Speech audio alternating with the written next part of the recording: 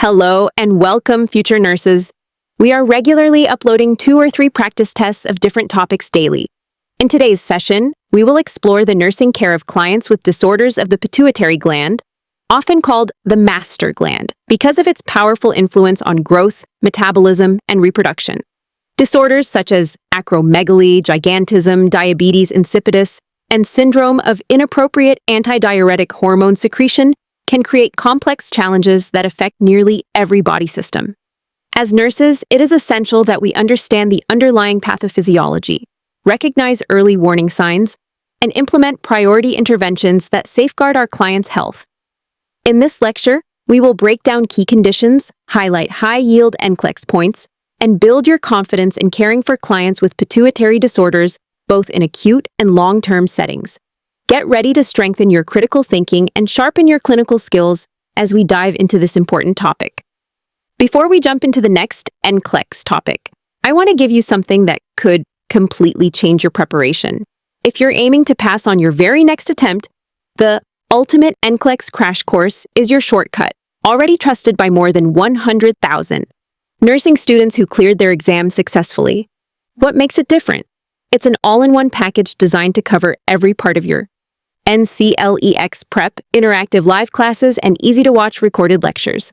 5,000 exam-style practice questions, 30 complete practice tests, ebooks and PDF notes for revision, a ready-to-use student planner, Nigerian Naira questions broken down in detail during comprehensive lectures. This isn't just another review, it's everything you need in one place. Scan the QR code right now, or use the link in the description to enroll instantly and grab free content, including PDF notes, practice tests, and NCLEX quizzes. You'll also get access to our Telegram and WhatsApp channels for even more free resources too. Keep you ahead. All right, future nurses, let us now move into another high-yield NCLEX practice question that ties pathophysiology directly to clinical reasoning. A client develops excessive thirst and urinary output greater than 10 liters per day following a traumatic brain injury. The nurse suspects the development of diabetes insipidus. Which assessment finding would the nurse expect to observe as the most characteristic clinical manifestation of this disorder? Here are the options to consider. Option 1, polyphagia. Option 2, polyuria. Option 3, glycosuria. And option 4, hyperglycemia. The correct answer is option 2, polyuria. The hallmark sign of diabetes insipidus is massive urinary output of very dilute urine, sometimes exceeding 15 to 20 liters per day. This occurs because of either a deficiency of antidiuretic hormone, also called vasopressin, or renal resistance to its action. Normally, antidiuretic hormone promotes water reabsorption in the distal nephron and collecting ducts. But without it, the kidneys cannot concentrate urine. The result is profound polyuria, which in turn stimulates extreme thirst, known as polydipsia. Even with increased fluid intake, clients remain at risk for dehydration, hypovolemia, tachycardia, hypotension, and hemoconcentration, with high serum sodium and osmolality. Recognizing polyuria as the most defining feature allows the nurse to differentiate diabetes insipidus from other endocrine or metabolic conditions. Now turning to option 1, polyphagia, this is incorrect. Excessive hunger is not a feature of diabetes insipidus. Instead, polyphagia is a classic symptom of uncontrolled diabetes mellitus because of cellular starvation when glucose cannot be utilized properly. In diabetes insipidus, the problem lies with water balance, not glucose metabolism. Clients may lose weight, but this results from dehydration rather than increased appetite. Shifting our focus to option 3, glycosuria, this is also incorrect. The presence of glucose in the urine occurs in diabetes mellitus, when serum glucose exceeds the renal threshold of about 180 milligrams per deciliter.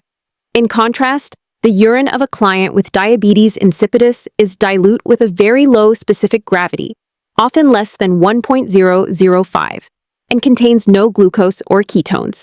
This is one of the most important differences between diabetes mellitus and diabetes insipidus, even though both share the word diabetes in their name. Finally, let us analyze option 4, hyperglycemia, which is incorrect as well. High blood sugar levels are caused by impaired insulin secretion or action in diabetes mellitus.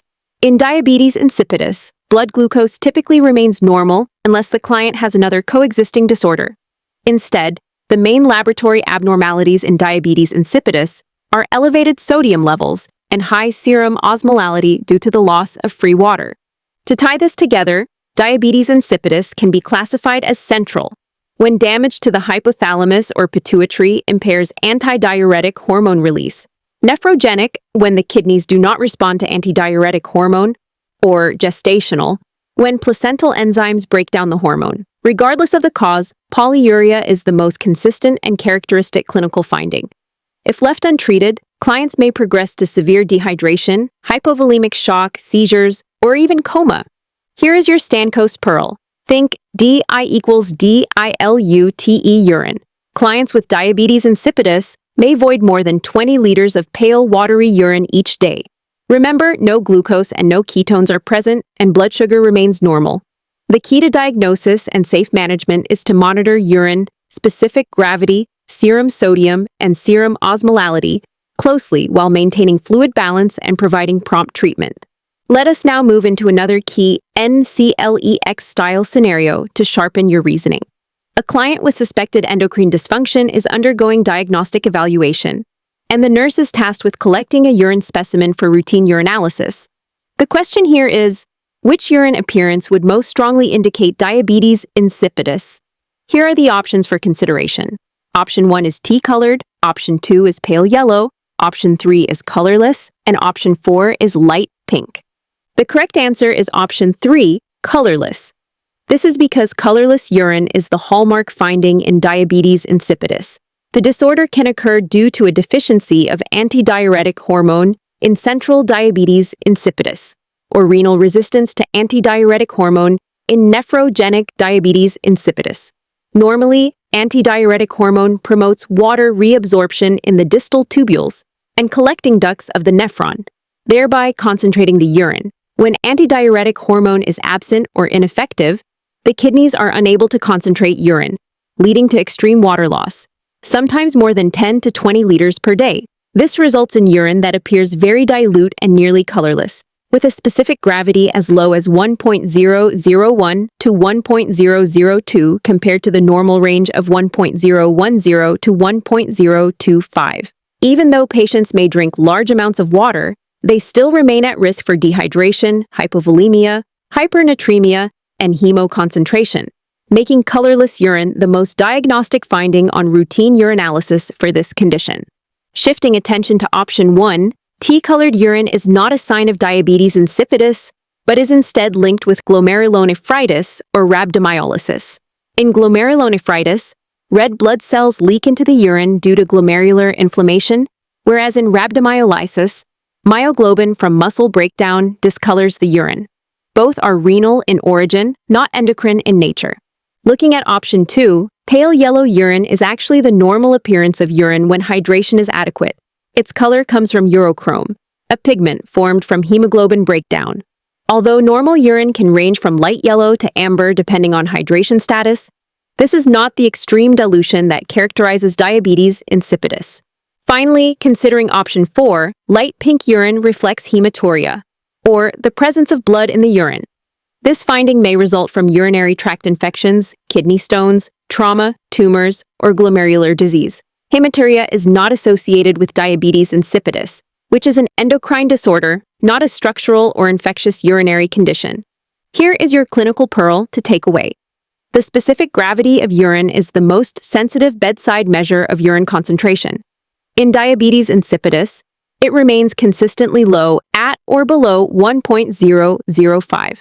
A simple mnemonic to help you recall this is DI equals dilute and increased output, highlighting both the dilute nature of the urine and the excessive urinary volume. And for differential diagnosis, always distinguish endocrine-related polyuria, as seen in diabetes insipidus, from renal causes such as glomerulonephritis or metabolic causes such as glycosuria in diabetes mellitus. Let us continue building your script with this next critical question. A 42-year-old client is admitted with suspected central diabetes insipidus after sustaining a recent head injury. The nurse observes that the client is voiding large volumes of dilute urine every hour. The question is, Which nursing intervention is most essential to accurately monitor the client's condition and prevent complications? Here are the options for consideration. The first option is measuring intake and output. The second is analyzing blood glucose levels. The third is inserting a Foley catheter. And the fourth is sending urine samples to the laboratory. The correct answer is option 1, measuring intake and output. This is the most essential intervention because it provides the earliest and most reliable reflection of fluid balance in clients with diabetes insipidus. In this disorder, either a deficiency of antidiuretic hormone in central diabetes insipidus or renal resistance in nephrogenic diabetes. Insipidus causes massive water loss. Clients can excrete 10 to 20 liters of dilute urine in a single day, putting them at risk for life-threatening dehydration, hypovolemia, hypernatremia, and circulatory collapse. Hourly documentation of intake and output helps guide fluid replacement therapy, usually with intravenous hypotonic solutions such as 5% dextrose in water or half normal saline, and supports titration of desmopressin or other antidiuretic hormone analogs. For this reason, intake and output monitoring is considered the cornerstone of nursing care and is directly linked to preventing complications. Now, let us discuss why the other options are not correct. Although analyzing blood glucose levels is useful in suspected diabetes mellitus, the polyuria of diabetes insipidus has nothing to do with glucose metabolism, and clients usually have normal glucose levels, unless another condition coexists. This makes glucose testing a lower priority. Moving on, inserting a Foley catheter is not necessary for most clients with diabetes insipidus, as urine output can be accurately measured using urinals or graduated containers. Indwelling catheters should be reserved for unconscious or critically ill clients because they carry an added risk of infection. Lastly, sending urine samples to the laboratory is important for confirming the diagnosis, since findings typically include a urine-specific gravity of 1.005 or less and urine osmolality below 200 millismoles per kilogram. However, once the diagnosis is made, constant laboratory testing is not as important as continuous monitoring of fluid volume. Here's the Stan Coast Pearl to lock this concept in your memory. In diabetes insipidus, intake and output monitoring is just as vital as checking vital signs. Nurses must be alert for a sudden decrease in urine output after desmopressin therapy, which may indicate water intoxication and hyponatremia. On the other hand, persistently high urine output with rising sodium levels signals worsening dehydration and requires immediate intervention. Balancing hydration carefully is the true art of safe nursing management in diabetes insipidus. Let us now move into another high-yield NCLEX practice question that focuses on nursing delegation and fluid balance management. A client with newly diagnosed congestive heart failure is placed on strict daily weight monitoring as part of the nursing care plan. The nurse prepares to delegate the task of weighing the client to a nursing assistant and must ensure that the instructions provided will yield the most accurate and reliable data for assessing fluid balance. The first option is to have the client stand on a bedside scale. The second option is to weigh the client at the same time each day. The third option is to ask that slippers be removed when being weighed. And the fourth option is to ask about the client's pre-disease weight. The correct answer is option 2, weigh the client at the same time each day. This is because consistency is the most critical factor in obtaining accurate and comparable daily weights. Ideally, the client should be weighed each morning after voiding and before breakfast, while wearing similar clothing and using the same scale. Even a 1 kilogram weight change reflects approximately 1 liter of fluid shift, making daily weights the gold standard for monitoring fluid balance in heart failure, renal disease, and other fluid overload conditions.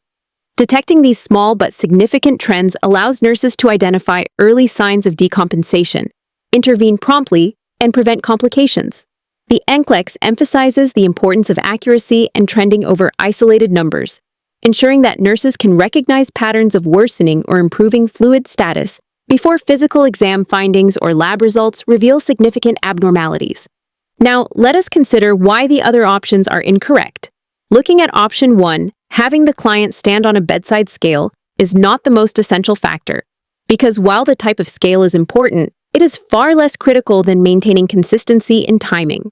Bedridden clients may require bed scales or chair scales, and what matters is not the device itself, but the reproducibility of the measurement. Turning to option 3, asking that slippers be removed when being weighed helps reduce minor inconsistencies. But footwear only introduces minimal variation compared to the major discrepancies caused by weighing at different times of the day. The principle of wearing similar clothing for each weigh-in covers this factor more effectively. Shifting to option 4, asking about the client's pre-disease weight may provide a useful baseline, particularly in chronic conditions like renal failure, but it does not ensure accuracy in ongoing monitoring. What matters most is trending daily changes rather than referencing distant baseline weights that may no longer reflect current clinical reality. Here is the clinical pearl you must remember. Daily weight is the most sensitive indicator of fluid status in heart failure and renal clients. A sudden weight gain of more than 2 pounds in 24 hours or 5 pounds in a week is a red flag for fluid overload and should trigger immediate nursing assessment and possible intervention. NCLEX strategy teaches that when several answers seem correct, the best choice is the one that emphasizes consistency, accuracy, and trending of data over one-time technical details. This principle not only guides safe client care, but also helps you choose the correct response during your exam. Just a moment, I want to give you something that could completely change your preparation. If you're aiming to pass on your very next attempt, the Ultimate NCLEX Crash Course is your shortcut. Already trusted by more than 100,000 nursing students who cleared their exams successfully. What makes it different? It's an all-in-one package designed to cover every part of your NCLEX prep. Interactive live classes and easy-to-watch recorded lectures. 5,000 exam-style practice questions. 30 complete practice tests, ebooks and PDF notes for revision, a ready-to-use student planner, Nigerian Naira questions broken down in detail during comprehensive lectures. This isn't just another review, it's everything you need in one place. Scan the QR code right now, or use the link in the description to enroll instantly and grab free content including PDF notes, practice tests, and NCLEX quizzes. You'll also get access to our Telegram and WhatsApp channels for even more free resources too. Keep you ahead. Let us continue building your NCLEX sprint. And this time, we will look at a critical medication technique question. Imagine this. A client diagnosed with central diabetes insipidus has been prescribed intranasal Lypressin, also known as Diapid, to be taken at a dose of 2 sprays 4 times daily, and additionally as needed for breakthrough symptoms. During a teaching session, the nurse observes the client self-administering the medication. The question is, which client action indicates that the medication is being used correctly? Here are the options to think through. Option 1 says the client shakes the container vigorously before administration. Option 2 suggests that the client tilts the head to the side while inserting the spray. Option 3 states that the client inverts the spray container and inserts it upright into the nostril. Option 4 indicates that the client takes a deep, forceful inhalation with each spray. The correct answer here is option 3, which is that the client inverts the spray container and inserts it upright into the nostril. This is the proper technique for ensuring accurate delivery of Lypressin. Now, let me expand on the rationale step by step. First, let us understand the drug and the condition. Lypressin is a synthetic analog of vasopressin, which mimics the action of antidiuretic hormone. In central diabetes, insipidus, the pituitary gland fails to secrete sufficient antidiuretic hormone, leading to extreme water loss through dilute urine, known as polyuria, and an intense sense of thirst, known as polydipsia. Lypressin works on the renal collecting ducts to increase water reabsorption, reduce urine output, and restore fluid balance. The intranasal route is particularly effective because it allows rapid absorption through the nasal mucosa, bypasses first-pass metabolism, and provides fast relief of symptoms. When looking at the correct option, option 3, the client inverts the spray container and inserts it upright into the nostril. This is correct because the spray tip must be upright to ensure the medication is deposited directly onto the nasal mucosa. The client should maintain the head in a neutral, upright position, not tilted, while compressing the container and inhaling gently. A gentle inhalation is key. It ensures the drug stays on the nasal lining for absorption rather than being pulled into the throat. Proper consistency in this technique ensures the medication works effectively, preventing dehydration crises. Why are the other options incorrect? Let us start with option 1, shaking the container vigorously. This is incorrect because Lypressin is a clear solution, not a suspension, and does not require shaking. Shaking can even create bubbles that interfere with proper dosing. Moving to option 2, tilting the head to the side is also incorrect. Tilting changes the spray angle and decreases drug contact with the nasal mucosa, which lowers absorption. Next, option 4, taking a deep, forceful inhalation is not correct either. If the client sniffs forcefully, the drug bypasses the nasal mucosa and goes down the throat, reducing absorption and effectiveness. A light, gentle inhalation is the recommended practice. To seal this knowledge, here are a few clinical pearls. You can use the NCLEX memory trick, the 3 I's for intranasal ADH: invert, insert upright, inhale gently. Nurses should also monitor for signs of overdose or toxicity, such as decreased urine output, hyponatremia, weight gain, or headache, which may signal water intoxication. On the other hand, underdosing shows up as persistent polyuria, polydipsia, hypernatremia, or dehydration. A very high-yield tip for nursing practice is that in diabetes insipidus, fluid balance is as vital as monitoring heart rate or blood pressure. Intake and output, along with daily weights, must be carefully tracked. Stand coast. Pearl. In central diabetes, insipidus, proper intranasal administration of antidiuretic hormone replacement is truly life-saving. Even small mistakes in technique can lead to large shifts in fluid and electrolytes. That is why observation, correction, and reinforcement of the correct method by nurses is not just important, it is essential. Let us move forward into another high-yield clinical teaching scenario that focuses on medication safety and client education. The situation is that before discharge, the physician prescribes intranasal Lypressin, also called Diapid, to be used on a pro-re-nata or as-needed basis for breakthrough symptoms. During teaching, the nurse must ensure the client knows which sign or symptom requires taking an additional dose. The question asks, which client-reported symptom should prompt administration? Here are the possible options. Option 1 is increased thirst. Option 2 is the onset of a headache. Option 3 is dark yellow urine. Option 4 is a runny nose. The correct answer here is option 1, increased thirst. This is the hallmark symptom of breakthrough diabetes insipidus and signals the need for the client to self-administer the as-needed dose. Now let us expand on the reasoning. Lypressin is a synthetic analog of vasopressin, or antidiuretic hormone, used to treat central diabetes insipidus, where the pituitary fails to secrete enough ADH. Without ADH, the kidneys lose excessive water, leading to large volumes of dilute urine and severe thirst.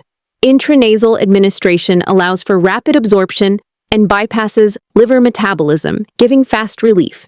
Increased thirst is the earliest warning sign that urine losses are high and that the client is at risk of dehydration, hypernatremia, and volume depletion. Recognizing this cue ensures timely and safe use of the medication. Importantly, if the client finds they need extra doses frequently, they must not increase sprays per dose, but instead notify the provider so the regular dosing schedule can be adjusted. Switching to option 2, the onset of a headache is not a reliable cue for Lypressin use. Headaches can occur from many causes, including nasal irritation from the spray itself, but they do not indicate worsening diabetes insipidus. Administering medication based on headache could lead to unnecessary or unsafe dosing. Looking at option 3, dark yellow urine is not correct. In untreated diabetes insipidus, urine is typically pale and colorless with a very low specific gravity. Dark, concentrated urine may actually suggest overmedication or dehydration unrelated to DI, which means more Lypressin would not be appropriate. In fact, this finding could signal the opposite problem of too much ADH effect. Finally, for option 4, a runny nose is also incorrect. Rhinorrhea is a common side effect of intranasal sprays, and it can interfere with absorption of Lypressin. Administering doses during nasal congestion or heavy secretions may reduce effectiveness, but it does not indicate a need for more medication. In such cases, clients may need to discuss alternative administration routes with their provider. To conclude, here are the clinical teaching pearls for NCLEX. Relief of thirst and reduced urinary frequency confirm that therapy is effective. Clients must understand that frequent breakthrough symptoms warrant medical review, not self-adjusted dosing. They should also be taught about the dangers of overmedication, which can lead to water intoxication and hyponatremia, producing confusion, nausea, and even seizures. Lastly, they should avoid using the spray during active rhinorrhea to ensure proper absorption. Stand coast, Pearl. Always teach clients that in diabetes insipidus, thirst is the earliest and most reliable clinical signal for breakthrough medication use. Pale, excessive urine plus polydipsia point to undertreatment, while concentrated urine and nasal irritation suggest overtreatment or poor absorption. Let us now shift our focus to another high-yield NCLEX style scenario that tests both pathophysiology and clinical judgment. A 46-year-old client presents to the clinic reporting that their shoe size has recently increased, along with frequent headaches and noticeable changes in facial appearance. The nurse begins to suspect acromegaly, most often linked to a pituitary adenoma. During the physical assessment, the question arises: which finding would the nurse most likely observe that is characteristic of this condition? Here are the options to consider. Option 1 is shortened height, Option 2 is enlarged hands, Option 3 is gonadal atrophy, and Option 4 is loss of teeth. The correct answer is Option 2, enlarged hands. Acromegaly results from excessive secretion of growth hormone after the epiphyseal plates have closed in adulthood, which means there is no linear growth in height as seen in gigantism, but instead, there is thickening and widening of bones and overgrowth of soft tissues. This manifests as hallmark features like rings no longer fitting, shoe size increasing, coarse facial features, and a protruding jaw. Shortened height in Option 1 would be incorrect because that is linked with growth hormone deficiency, not excess. Gonadal atrophy in Option 3 is also incorrect, since acromegaly can cause reproductive disturbances like decreased libido and menstrual irregularities due to pituitary dysfunction, but not true gonadal atrophy. Loss of teeth in Option 4 is likewise incorrect, as while dental malocclusion and spacing occur due to jaw enlargement, tooth loss is not a direct effect of the disorder. From a broader perspective, systemic effects of acromegaly include insulin resistance, leading to diabetes mellitus, cardiomegaly with increased risk of heart failure, hypertension, sleep apnea due to airway obstruction, and higher risk of colon polyps or colorectal cancer. Clients often experience fatigue, joint pain, and visual disturbances from compression of the optic chiasm by the tumor. Nurses play a crucial role not just in recognizing physical changes such as enlarged hands, but also in anticipating complications, monitoring blood glucose, assessing cardiovascular health, and reinforcing the importance of treatment, which may include surgical resection, radiation, or medications such as somatostatin, analogs like octreotide. Here is a Stand Coast Pearl to lock this in your memory. Remember the 3 H's of acromegaly: hands, head, and health risks. Enlarged hands and coarse facial changes, frequent headaches, and systemic health threats like diabetes, hypertension, and cardiomyopathy are the essential features that you must connect during both clinical assessment and NCLEX testing. Let us now dive into another high-yield NCLEX practice question that blends pathophysiology with priority nursing care. A client with acromegaly is being admitted to the medical unit for further evaluation and management. When developing the plan of care, the nurse must determine which nursing diagnosis is most essential to include. Here are the options: activity intolerance, self-care deficit, ineffective breathing pattern, and impaired swallowing. The correct answer is Option 1, activity intolerance. This is because clients with acromegaly typically experience musculoskeletal weakness, degenerative joint disease, and soft tissue overgrowth that severely limit endurance. Excess growth hormone thickens bones and connective tissue, causing fatigue, reduced exercise tolerance, joint stiffness, and arthropathy. Compounding these issues, cardiovascular complications like hypertension, cardiomyopathy, and heart failure increase the risk of exertional dyspnea and poor activity tolerance. Therefore, the nurse must prioritize pacing activities, providing rest periods, and monitoring for chest discomfort or shortness of breath to ensure safety and prevent complications. Moving on to the next option, self-care deficit might appear reasonable since enlarged hands or joint pain can make daily activities difficult. However, most clients remain capable of personal hygiene and feeding with only minor adjustments. So, this is not the most immediate concern compared to activity intolerance. Looking at ineffective breathing pattern, it is important to note that pulmonary function in acromegaly is usually preserved. Although sleep apnea is common due to soft tissue enlargement in the airway, this does not typically cause baseline ineffective breathing during care. Hence, this option is less essential in the acute plan. Finally, impaired swallowing can occur in rare advanced cases due to tongue or jaw enlargement. But chewing difficulties are far more common than true dysphagia. Since swallowing is generally intact, this diagnosis is not the highest priority in comparison. To wrap this up with a high-yield clinical pearl, remember the 3 H's of acromegaly: hands, headaches, and health risks. Clients present with enlarged hands, persistent headaches from pituitary tumor mass effect, and long-term systemic risks such as diabetes, hypertension, and cardiomyopathy. Always differentiate acromegaly, which occurs in adults and causes bone widening and soft tissue overgrowth, from gigantism in children, which causes linear bone growth and tall stature. Nurses should carefully monitor glucose levels, cardiovascular health, and signs of fatigue while encouraging safe, well-paced activity to optimize care outcomes. All right, future nurses, let us carefully move into the next NCLEX style question that challenges both your knowledge of pathophysiology and your to recognize client misunderstandings. A client with acromegaly who has not responded to medical therapy with octreotide is scheduled for a transsphenoidal hypophysectomy. During the preoperative teaching session, the nurse reviews expected outcomes and long-term considerations. Which client statement indicates a misunderstanding of the surgical outcome? Here are the options. My appearance will gradually become normal. I will need to take hormone replacement therapy after surgery. I will require lifelong follow-up with my endocrinologist, and the surgical incision will not leave a visible scar. The correct answer is option 1, my appearance will gradually become normal.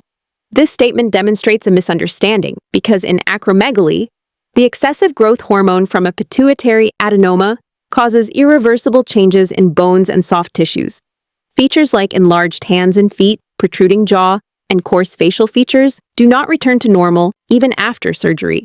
What the procedure does is halt further progression of these deformities by removing the source of excess hormone, but already established skeletal changes cannot be reversed.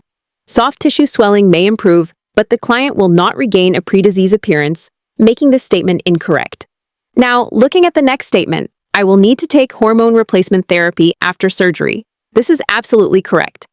Removing the pituitary often leads to panhypopituitarism, so lifelong replacement of essential hormones like cortisol, thyroid hormone, and sometimes sex hormones becomes necessary. Clients may also need desmopressin if diabetes insipidus develops due to posterior pituitary involvement. Nurses must emphasize adherence to replacement therapy and the importance of wearing a medical alert bracelet in case of adrenal crisis.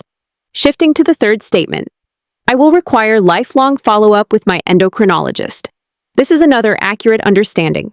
Even after surgical removal of the adenoma, clients require ongoing endocrinology follow-up. Monitoring includes growth hormone and IGF-1 levels, periodic MRI scans to detect tumor recurrence, and adjusting hormone replacement regimens. Endocrine follow-up ensures long-term safety and quality of life. Finally, let us examine the fourth statement. The surgical incision will not leave a visible scar. This is also correct. The transsphenoidal approach is performed through the nasal cavity or gum line, leaving no external facial scar. Instead, post-operative concerns revolve around risks such as cerebrospinal fluid leak, epistaxis, and meningitis, which require close nursing monitoring. And here comes your Stancoast pearl. Surgery for acromegaly halts disease progression but cannot reverse bony deformities. So setting realistic expectations is vital. Lifelong hormone replacement and endocrine follow-up are the cornerstones of management. Always teach clients the importance of medical alert identification for adrenal insufficiency. And remember that post-operative nursing priorities include watching for cerebrospinal fluid leak, monitoring for infection, and assessing for neurologic changes. Gliding into our next scenario, picture this immediate post-operative moment. After a transsphenoidal hypophysectomy, the nurse must decide where to look first for evidence of bleeding. Should it be the skull, the nose, the ear canal, or the tongue? Here are the options stated clearly for narration. Option 1, the skull. Option 2, the nose. Option 3, the ear canal. And option 4, the tongue. The correct answer is option 2, the nose, because the transsphenoidal route enters via the upper gingival mucosa, or directly through the nasal passages across the sphenoid sinus to the pituitary. So any early bleeding or cerebrospinal fluid leakage will present through the nares or track posteriorly into the pharynx. This is why the nurse must inspect the nasal packing for saturation and also check the posterior pharynx for trickling blood or clear fluid, noting that clear, watery drainage with a halo sign or glucose positivity suggests a cerebrospinal fluid leak that demands urgent attention to prevent meningitis. Shifting briefly through the distractors, the skull offers no value since there is no external scalp or cranial incision in this approach. The ear canal is not on the surgical pathway, and focusing there risks missing true priority findings. And the tongue is a late secondary surface where blood might appear only after pooling in the oropharynx, by which time aspiration and airway compromise become concerns. Hence, early recognition hinges on inspecting the nose and posterior throat and observing subtle cues like frequent swallowing. Wrapping this up with a Stancoast pearl. Nose first, assess nasal packing, watch for a salty postnasal drip, keep the head elevated, and notify the provider immediately if drainage suggests bleeding or cerebrospinal fluid leakage.